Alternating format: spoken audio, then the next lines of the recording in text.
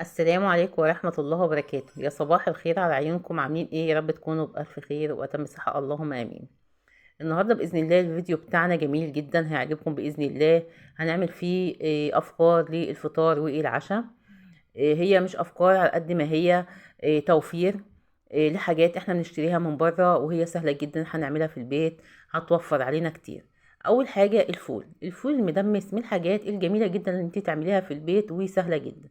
طيب نشوف هنعمل ايه. معايا هنا نص كيلو من الفول، نقعاه حبة حلوين كام ساعة كده، من الصبح بالليل، من بالليل للصبح زي ما انت عايزة. معلقتين من الفول المدشوش، غسلهم برضو كويس، مش شرط ان هما يتنقعوا.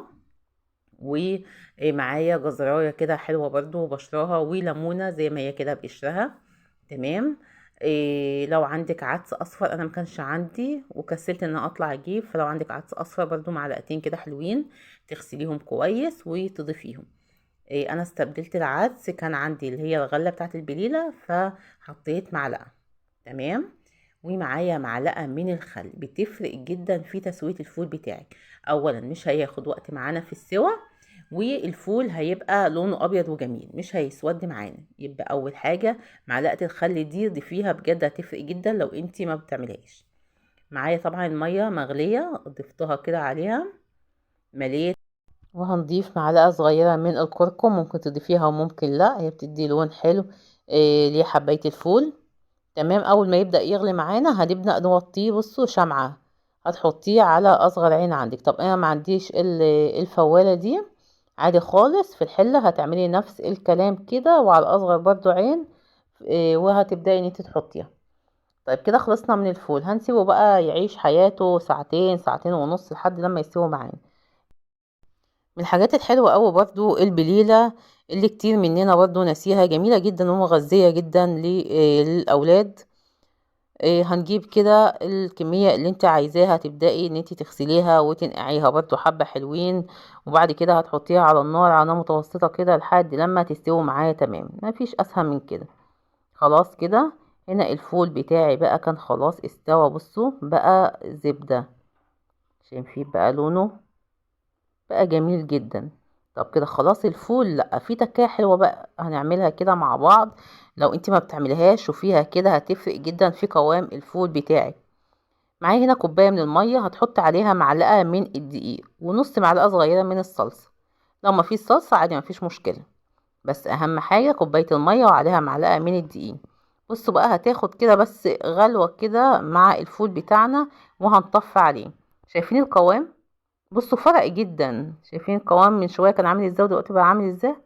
هو ده القوام اللي احنا عايزينه، ولا احسن بتاع فول بتاع بره. بصوا الجمال، شايفين اللون؟ خلاص كده الفول بتاعنا خلاص، والبليله بتاعتنا برضو كانت خلصت. بنسيب فيها كده حبه من الميه بتاعتها، جميله جدا مغذيه. هنبدا بقى ان احنا نعبيها كده في الاكياس ونحطها في الفريزر، تطلع بقى تسخنيها مع حبه اللبن، وبالهنا والشفا. تالت حاجة معانا وهي الطعمية. الطعمية برضو من الحاجات السهلة جدا ان احنا نعملها في البيت، وموفرة جدا جدا فوق ما تتخيل. معايا هنا نص كيلو من الفول المدشوش، غسلاه ونقعاه برضو حبة حلوين كده لحد لما الفولة تستوي، تكسريها كده بكل سهولة معاكي. دي اهم حاجة. معايا حزمة من الكرات، ودي اساسي طبعا معانا، وبصلاية صغيرة جدا، وربطة صغيرة من الكزبرة. عايزة تحطيها حطيها، عايزة ما تحطهاش براحتك، بس هو الاساسي طبعا الكرات. هنضربهم حبة حلوين كده بقى ايه في الكبة بتاعتنا، في مفرمة اللحمة، الاتنين نفس النتيجة. هنبدأ ان احنا نمشيها بس كده بمعلقتين من المية، ما تكتريش في المية عشان ما تضطريش بعد كده ان احنا نصفي بقى الطعمية بتاعتنا، مش عايزة الكلام ده. ضربتها كده اول وش، وهنبدأ نضربها وش كمان. وهنعمل بقى خطوة حلوة قوي، هتخلي الطعمية بتاعتك او الفلافل زي اللي بنشتريها من بره بالظبط، اللي هي بتبقى هشة جدا كده. هنشوف هنعملها ازاي في البيت بكل سهولة، هتدينا نفس النتيجة واحسن بكتير. بصوا الكمية ما شاء الله، الكمية حلوة بالنسبة لنص كيلو الفول. من الحاجات الموفرة جدا في البيت، جميلة جدا. شايفين القوام بتاعها بقى عامل ازاي؟ طيب تعالوا نشوفوا بقى ايه هي الخطوة اللي احنا هنعملها تدينا نفس الهشاشة بتاعت بره. عندك المضرب اليدوي، او لو عندك مضرب كهربائي يبقى طبعا احسن بكتير. هتضربي فيه كأنك بالظبط بتعملي كريم شانتيه. تمام كده. انا هنا ضربته فيه ضرب كويس كده، انا خدتها بصراحة على الارض وفضلت اضرب فيها لحد لما ادتني القوام اللي هتشوفوه دلوقتي كده. شايفين بقى؟ شايفين القوام بقى عامل ازاي والهشاشة بتاعتها زي بتاعت بره. طبعا بتوع بره في المطاعم او عند بتاع الفول والفلافل بيبقى في المكنة بتاعت المطحنة اللي بيطحن فيها الطعمية، في حاجة اسمها الحجر اللي بيطحن فيه الطعمية، هو ده اللي بيديها الهشاشة دي. احنا هنعملها في البيت بالامكانيات اللي عندنا وهيدينا نفس النتيجة بإذن الله. بصوا الهشاشة بتاعتها شايفين؟ هنبدأ بقى نعبيها في الأكياس. بصوا شايفين القشرة بتاعتها عاملة ازاي؟ جميلة جدا. هنعبيها بقى في الأكياس كده وهنبدأ ان احنا نطلعها ونبدأ نحط لها التوابل بتاعتها. في المرحلة دي انا بعبيها كده، لو هشيلها في الفريزر ما تحطيش عليها اي حاجة نهائي.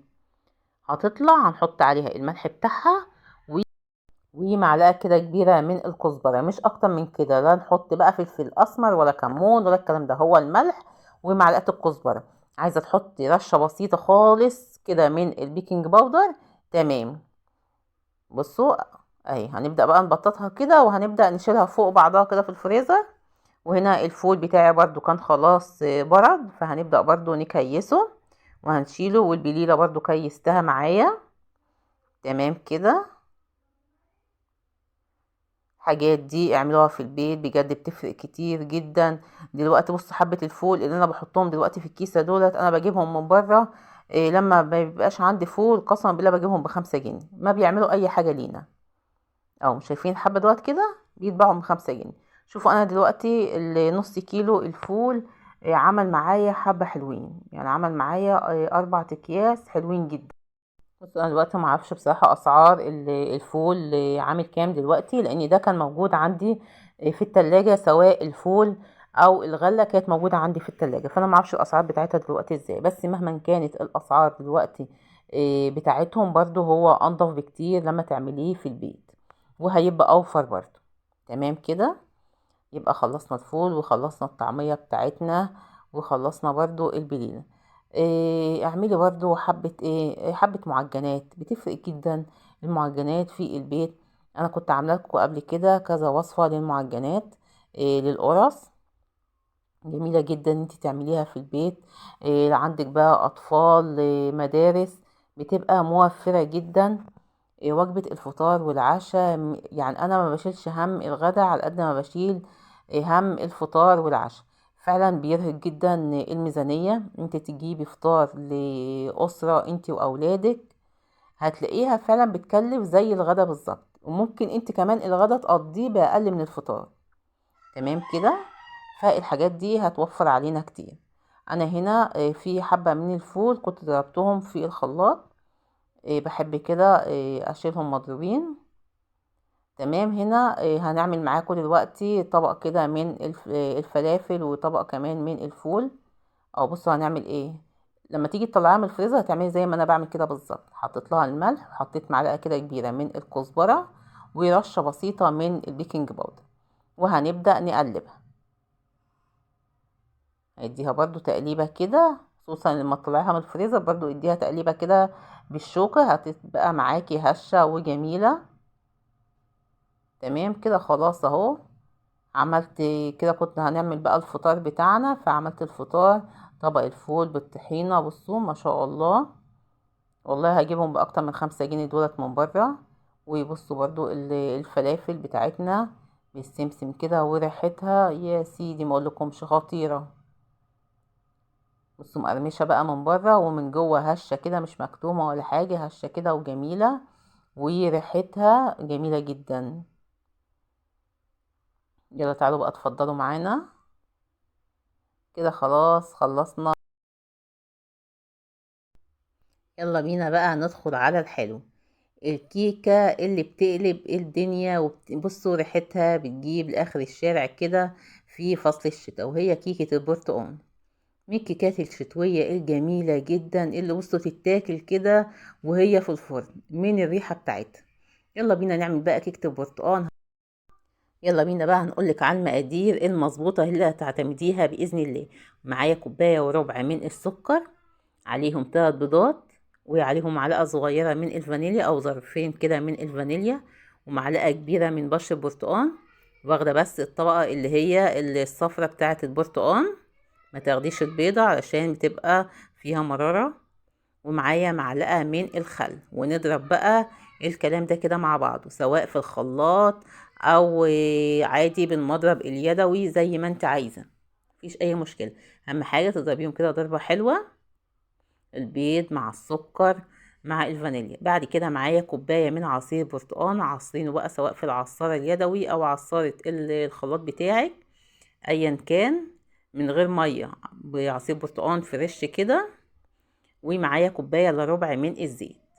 خلاص ضربنا كده المكونات بتاعتنا. معايا بقى هنا كوبايتين ونص من الدقيق، عليهم معلقتين كبار من النشا.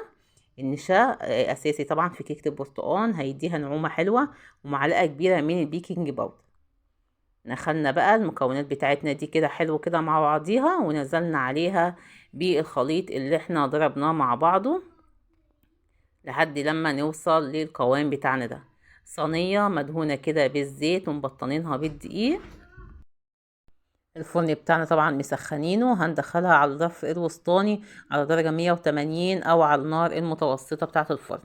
تمام كده، خلاص كده خلصت معانا الكيكة. شايفين بقى الريحة؟ مش قلتلكم بتتاكل وهي في الفرن؟ والله اتاكلت قبل ما اصورها معاكم، وكان صاحب النصيب بقى خد ايه، خد منها كده حتة.